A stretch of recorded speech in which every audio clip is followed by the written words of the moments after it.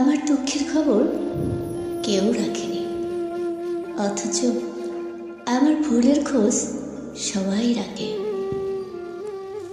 আমি কেমন আছি সেই প্রশ্নটা কারো কাছে জরুরি মনে হয়নি। রাতে ঘুম আসে কিনা, মন ভেঙে যায় কিনা, এসব কারো কাছে জানার মনেও হয়নি। কিন্তু একটা ভুল হলেই সবাই ঠিক মনে রেখেছে, সবাই বিচার করতে দাঁড়িয়ে গেছে। এই দুনিয়ায় কষ্ট নীরব থাকলে কেউ দেখে না, আর ভুল একটু চোখে পড়লে মানুষ হিসেব রাখতে ভোলে না।